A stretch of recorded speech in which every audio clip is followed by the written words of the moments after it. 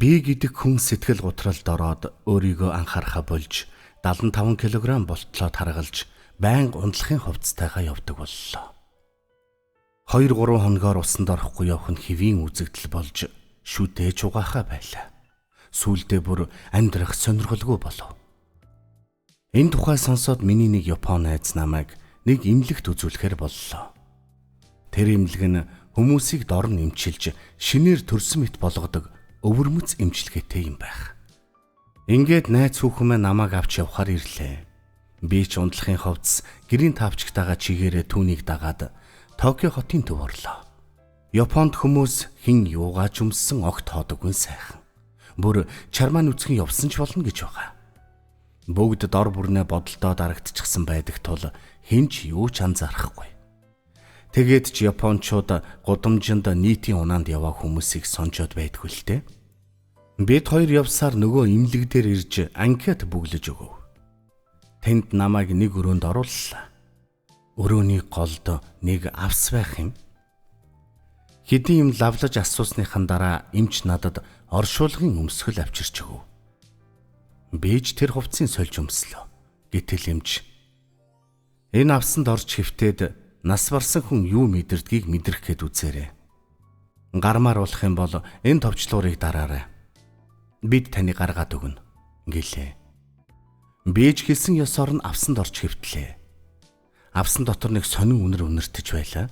Тэгээд тэр үнэрийн дарах гэсэн бололтой агааржуулагч цадсан байв. Авсны дотор талыг тод өнгийн зөөлөн атласаар бүрж, ирмгийг нь тойруулан сувдаар чимжээ.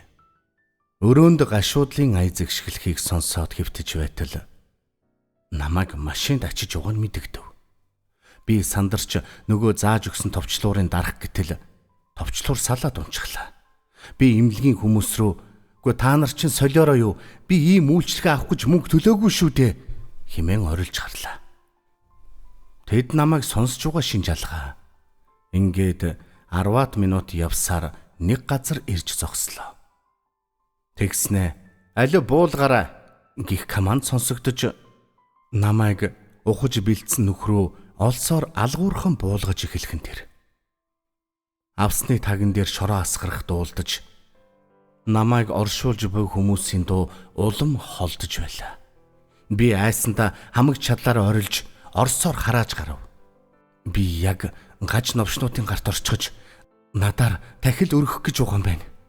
Өөрийгөө миний найз гээд угаан Япон хүүхэн хамсаат нь уулж таарлаа. "Чамайг та" гих зэрэг түмэн бодол толгойд эргэлдэж байв. Тэд намайг үнэхээр булшилж байлаа. Би яг л нядлуулах гэж угаа гахаа шиг чарлан тийчгнэв. Амьсгаа боогдож угаан хамгийн аимшигтай. Би нус нулимстайгаа хутгалдан тэр бүхэл би засч орхилоо. Доторын хавчиг тул би гараач хөдөлгөж чадахгүй гуайлаг юм шиг л хэвтэж байлаа. Тэнгэр минь би үхмээргүй байна. Авсан дотор улам агааргүй болж амьсгалахын аргагүй болж байлаа. Толгой эргэж дотор муухарч эхлэв. Төдөөдлгүй хүүт таагаад явчихлаа. Хүүтэн шороонд болсон байх нь. Би цөрхрэн уйлж байснаа сүүлдээ ухаан алдаж эхлэв. Ийхүү хэвтэж байхдаа би Оросын алдар зохиолч Гоглийн зовлонг ойлгов. Гинэт авсан дотор ухаан орж яг л ийм илэн болсон байхдаа ингэж зурс бодогдлоо. Өнгөрсөн амьдрал минь нүдэнд харагдав. Охиноо дөнгөж төрүүлчихэд илгэндээ нааж байсан минь. Охин минь анх хөлд орж байсан нь. 2 салаа гизэх нь бурхан минь. Муу охиноо бүр мартчихсан байна шүү дээ. Энэ муу сэтгэл гутралаас болоод тэгснэ хөөхий ээж рүүгээ залгаж яриха болсноо санав. Мөн амьдрал ямар гайхалтайгч иргэн саналаа. Тийм ээ, амьдрал сайхан. Гэтэл би энд ингээд үхэж байх ч гэж ингэхдээ бүр шүтэж ирсэн Япончуудынхаа гарч шүү. Гэнэт авсны таг нээгтгэн тэр. Эргэн тойрноо харвал би нөгөө л өрөөндөө байж байлаа. Авсанд байхад мэдрэгдсэн бүхэн компьютерийн аргаар хийсэн эффект байж. Би тайвширч чадахгүй хэсэг мэгшин уйлав. Найз маань намайг шоолж инээдэ барьж чадна. Зэвүүн амтан эмнэлгээс надад миний үхэж байгаа бичлэгийг гаргаж өглөө.